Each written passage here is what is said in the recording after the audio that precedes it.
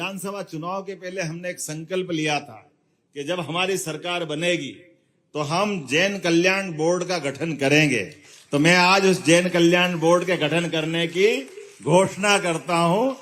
सागर में medical college जो खुलने वाला उसकी मंजूरी आ गई है। आचार्य विद्यासागर जी के नाम पर हमने इस मेडिकल कॉलेज को रखने की घोषणा की। मध्य प्रदेश के मुख्यमंत्री डॉक्टर मोहन यादव ने जैन कल्याण बोर्ड के गठन को ऐलान करे है और ई के संग ही जैन समाज के लाने कई और सारे ऐलान भी करे हैं क्षमावाणी पर्व पे। और मुख्यमंत्री मोहन यादव ने अपने निवास पे क्षमावाणी पर्व का आयोजन करे, जिसमें पूरे मध्य प्रदेश के जैन समाज के लोग पहुंचे और उनके बीच मुख्यमंत्री मोहन यादव ने ये बड़े ऐलान करे। सागर में मेडिकल कॉलेज जो खुलने वाला उसकी मंजूरी आ गई है। आचार्य विद्यासागर जी के नाम पर हमने इस मेडिकल कॉलेज को रखने की घोषणा की। और केवल हम सागर की बात नहीं कर रहे, हमारे यहाँ कोविड के कठिन काल में आयुर्वेद के ऊपर कितना भरोसा अपने देश का था। जब एलोपैथिक फेल हुई थी तब आयुर्वेद के काढ़ों से शुरुआत में, बाद में टीके लगे, बाद में दवाई इजाद हुई। शुरू में तो आयुर्वेद से बचे थे, एलोपैथिक हो होम्योपैथिक हो सब लोगों ने आयुर्वेद के काढ़ा लिया था। और हमारे यहाँ तो भाग्य से मध्य प्रदेश के अंदर इतनी वन औषधियां हैं, इतनी प्रकार की परंपरा ने दवाइयां दी है, इसका सबका सदुपयोग आयुर्वेद के माध्यम से होता है। तो हमने अपने सभी संभागों के अंदर आयुर्वेदिक कॉलेज खोलने की घोषणा की है। मुझे इस बात का गर्व है। हमारे आयुर्वेदिक भी खुलेंगे, एलोपैथिक भी खुलेंगे। मैं इसी सत्र में 3 मेडिकल कॉलेज नीमच मंदसौर से भी लोग आए और सिवनी से भी आए। अगले महीने आपके तीनों कॉलेज का लोकार्पण होने वाला। मैं बधाई देना चाहूंगा नीमच मंदसौर और पूरे प्रदेश वासियों को। 3 मेडिकल कॉलेज एक साथ हमारे यशस्वी प्रधानमंत्री के नेतृत्व में हमको मिल रहे हैं। मैं आज के इस अवसर पर एक चीज की जरूर घोषणा करना चाहूंगा। भारतीय जनता पार्टी के हमारे प्रदेश अध्यक्ष बैठे हैं और विधानसभा चुनाव के पहले हमने एक संकल्प लिया था कि जब हमारी सरकार बनेगी तो हम जैन कल्याण बोर्ड का गठन करेंगे। तो मैं आज उस जैन कल्याण बोर्ड के गठन करने की घोषणा करता हूं।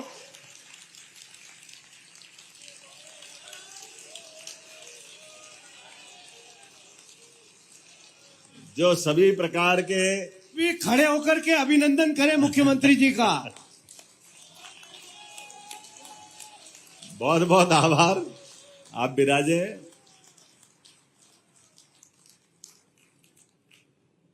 एक और घोषणा कर रहा हूं।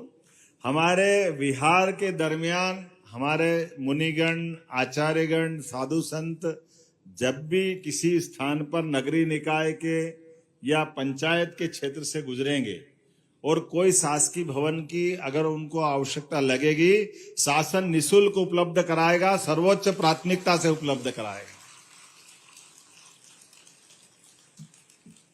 ये हमारी जवाबदारी है। उनने तो मन का संकल्प लिया है, वो तो देव मार्ग पे चल रहे हैं, लेकिन बाकी चीजों के लिए सरकार का काम ही है कि सरकार इन सारी बातों का विचार करे। एक और बात, आप कोई नई गौशाला अगर खोलना चाहेंगे तो सरकार 40 रुपया प्रति गौमाता के हिसाब से उसका भी प्रबंधन करेगी और गौशालाओं को प्रोत्साहन देंगे। हमारी सरकार ने केवल गौशाला को रखना ऐसा नहीं है, और भी बड़ा निर्णय किया है कि हमारे यहाँ तो दूध दही की नदियां बहती थी। हमारी परंपरा इतनी उज्जवल है और ऐसे में गरीब से गरीब आदमी भी अपने खेती बाड़ी के साथ में वो पशुपालन करते हुए, गोपालन करते हुए अलग से आय बढ़ाता। तो हमारी सरकार ने निर्णय किया है कि जो हमारी ऐसी गौमाता जो दूध नहीं देती है, बीमार है, अपाहिज है, लावारिस है, वो तो सारी गौशालाएं हम सरकार के माध्यम से चलाएंगे। लेकिन घर घर गौमाता लोग पाले, इसको प्रोत्साहन देने के लिए इसमें भी अनुदान देने वाले हैं। 10 से ज्यादा जो गाय पालेगा, दूध को सरकार को या अपने नियत दूध सहकारी दुग्ध संघ को देगा, इसके ऊपर भी दूध के ऊपर बोनस चालू करने का निर्णय भी हमारी सरकार ने किया है और इसको हम लागू करने वाले हैं। आज के इस अवसर पर बोलने के लिए तो बहुत सारी बातें थी, लेकिन जैसे आपने वीडियो थोड़ी देर पहले आया उसमें देख लिया है।